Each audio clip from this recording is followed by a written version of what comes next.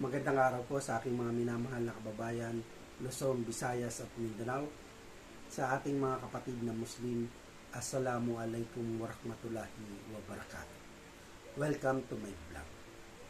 Narito na naman po tayong muli para sumagot sa ating mga katanungan. Pero bago yan, sa mga hindi pa nagsusubscribe, pwede po bang pakiclick muna ang ating subscribe button na makikita sa ibaba? Okay? Para sa mga nanonood ng vlog natin ngayon, ang tatalakayin natin ngayon ay tungkol sa tanong na paano mo malalaman ang isang tunay na kaibigan? Yan ang ating tatalakayin sa kaya. Pag-usapan natin yan. Ito ang aking opinion. Alam nyo, marami sa atin, maraming kaibigan.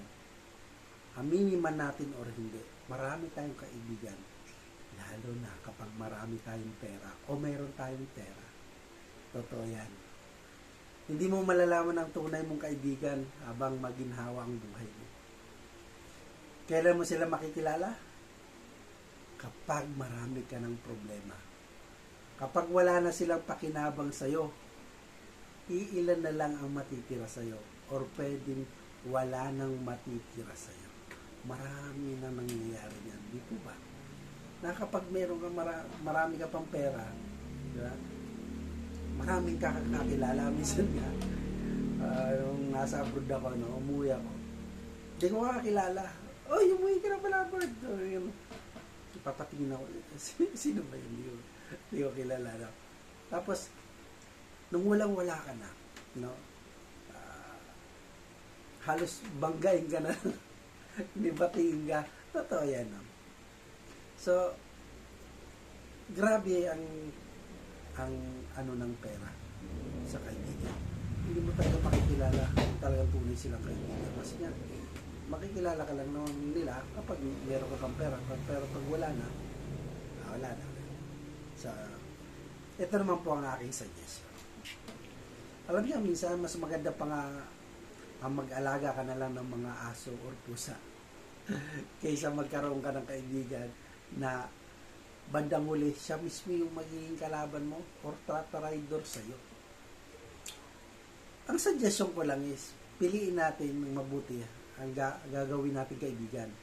Hindi lahat ng mababait sa'yo ay totoo, di ba? Totoo yan. Kasi ang tunay na kaibigan, sa oras ng matinding pangangailangan or problema, may problema man o wala, sila, karamay mo sila hanggang sa uli at di kanya iiwanan. Di po ba? Kasi makikita ba, ang dami mong kaibigan. Tapos, makikita mo talaga yung taong andyan sa'yo. Wala ka man o meron, andyan talaga sa'yo. Meron pa nga akong kwento dyan na nung meron pa siya, di ba? Nandyan talaga yung taong yun. Hindi nawawala, no? Sa dami-dami, nung nawalan na siya, na naghirap siya, andyan pa rin. Kaya parang napakasarap sa feeling na hindi pala ang tinitingnan sa'yo yung meron ka, no?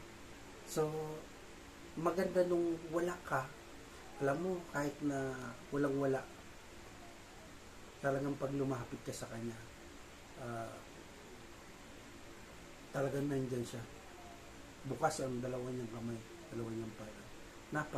Napakagandang ano, diba? Pero, bibihira lang yun. Pero ano nga ba? Ano nga ba talaga ang kasagutan na kung paano mo malalaman ang isang tunay na kaibigan? No? Sabi kasi ng Hermat ko, no? Bert, paano mo makikilala ang isang tunay na kaibigan? Ang sagot ko ganito. Alam nyo, siyempre, nandiyan siya lagi sa lahat ng pangangailangan ko. Karamay ko siya. Sa mga problema ko, nandiyan lagi siya. Pero, sagot ng nanay ko, meron pa mas malalim na sagot. Ang isang tunay pala na kaibigan, makikilala mo kapag sinasaway ka sa iyong pagkakamali. Or itinatama niya ang iyong ginagawang pagkakamali. O sinisita niya, hindi siya yung may mga kaibigan mga kaibigan na barkada na pag pag sinabi, subukan natin to. No? Andiyan, yung manalululong sa droga.